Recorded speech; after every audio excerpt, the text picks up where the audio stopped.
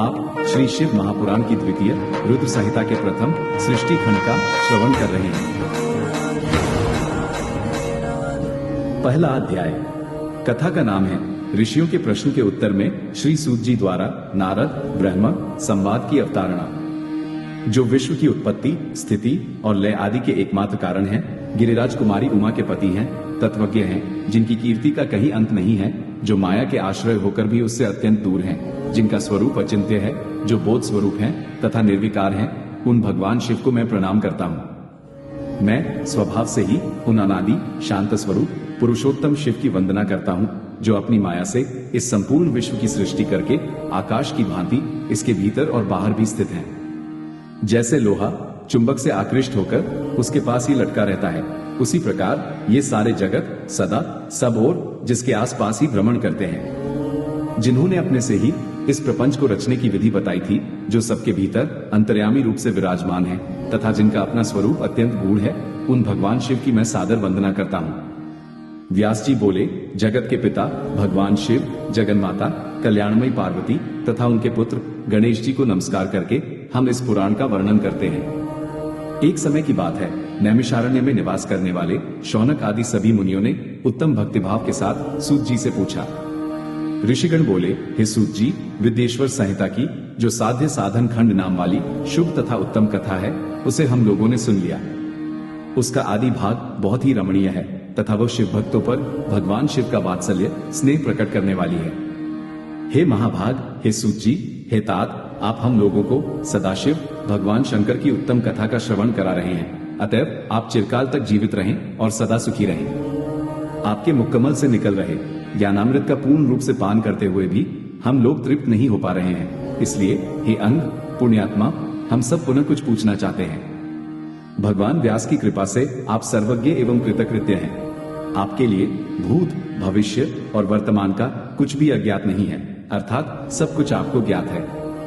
अपनी सद्भक्ति के द्वारा गुरु व्यास जी से परम कृपा को प्राप्त कर आप विशेष रूप से सब कुछ जान गए हैं और अपने संपूर्ण जीवन को भी कृतार्थ कर लिया है। हे विद्वन, अब आप भगवान शिव के परम उत्तम स्वरूप का वर्णन कीजिए। साथ ही शिव और पार्वती के दिव्य चरित्रों का पूर्ण रूप से श्रवण कराइए। निर्गुण महेश्वर लोक में सगुण रूप कैसे धारण करते हैं? हम सब लोग विचार करने पर भी शिव के तत्व को नहीं समझ पाते। सृष्टि के पूर्व में भगवान शिव किस प्रकार अपने स्वरूप से स्थित होते हैं? पुनः सृष्टि के मध्यकाल में वे भगवान किस तरह क्रीड़ा करते हुए सम्यक व्यवहार करते हैं? सृष्टि कल्प का अंत होने पर वे महेश्वर देव किस रूप में स्थित रहते हैं? लोक कल्याणकारी शंकर कैसे प्रसन्न होते हैं? प्रसन्न हुए महेश्वर अपने भक्तों तथा दूसरों को कौन सा उत्तम फल प्रदान करते हैं? ये सब हमसे कहिए। हमने सुना है कि भगवान शिव शीघ्र प्रसन्न हो जाते हैं। वे महान दयालु हैं, इसलिए वे अपने भक्तों का कष्ट नहीं देख सकते। ब्रह्मा, विष्णु और महेश ये तीनों देवता शिव के ही अंश से उत्पन्न हुए हैं। इनमें महेश तो पूर्णांश हैं, वे स्वयं ही दूसरे शिव हैं। आप उनके प्राकट्य की कथा तथा उनके विशेष चरित्रों का वर्णन कीजिए। हे प्रभु, आप उमा के आविर्भाव और उनके विवाह की भी कथा कहिए। विशेषतः उनके गृहस्थ धर्म का और अन्य लीलाओं का भी वर्णन कीजिए। हे निष्पाप सूत जी, ये सब तथा अन्य बातें भी आप बताएं। व्यास जी बोले, उनके ऐसा पूछने पर सूत जी प्रसन्न हो उठे और भगवान शंकर के चरण कमलों का स्मरण करके मुनीश्वरों से कहने लगे। सूत जी बोले, हे मुनीश्वरों, आप लोगों ने बड़ी उत्तम बात पूछी है।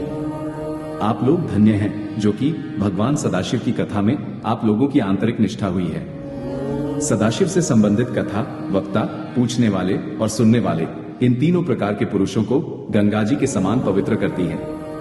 हे द्विजो, पशुओं की हिंसा करने वाले निष्ठुर कसाई के सिवा दूसरा कौन पुरुष तीनों प्रकार के लोगों को सदा आनंद देने वाले शिव गुणानुवाद को सुनने से ऊब सकता है? जिनके मन में कोई तृष्णा नहीं है, ऐसे महात्मा पुरुष भगवान शिव के उन गुणों का गान करते हैं, क्योंकि वह संसार रूपी रोग की दवा है, मन तथा कानों को प्रिय लगने वाला है और संपूर्ण मनोरथों को देने वाला है। हे ब्राह्मणों, आप लोगों के प्रश्न के अनुसार मैं यथाबुद्धि प्रयत्न पूर्वक शिवलीला का वर्णन करता हूँ। आप लोग आदर पूर्वक सुने। जैसे आप लोग पूछ रहे हैं, उसी प्रकार नारद जी ने शिवरूपी भगवान विष्णु से प्रेरित होकर अपने पिता ब्रह्मा जी से पूछा था। अपने पुत्र नारद का प्रश्न सुनकर शिव भक्त ब्रह्मा जी का चित्त प्रसन्न हो गया और वे उन मुनि श्रेष्ठ को हर्ष प्रदान करते हुए प्रेम पूर्वक भगवान शिव के यश का गान करने लगे। व्यास जी बोले, सूत जी के द्वारा कथित उस वचन को सुनकर वे सभी श्रेष्ठ ब्राह्मण आश्चर्यचकित हो उठे और उन लोगों ने उस विषय को उनसे पूछा। ऋषिगण बोले, हे सूत जी, हे महाभाग, हे शिव भक्तों में श्रेष्ठ, हे महांते, आपके सुंदर वचन को सुनकर हमारे हृदय में कौतूहल हो रहा है। ब्रह्मा और नारद का यह महान सुख देने वाला संवाद कब हुआ था, जिसमें संसार से मुक्ति प्रदान करने वाली शिवलीला वर्णित है। हे तात, प्रेम पूर्वक नारद के द्वारा पूछे गए उन प्रश्नों के अनुसार भगवान शंकर के यश का गुणानुवाद करने वाले ब्रह्मा और नारद के संवाद का वर्णन करें। आत्मज्ञानी उन मुनियों के ऐसे वचन को सुनकर प्रसन्न हुए सूत जी उस ब्रह्मा नारद संवाद के अनुसार कही गई शिव कथा को कहने लगे। इस प्रकार श्री शिव महापुराण के अंतर्गत द्वितीय रुद्र संहिता के सृष्टि खंड में मुनि प्रश्न वर्णन नामक पहला अध्याय पूर्ण हुआ।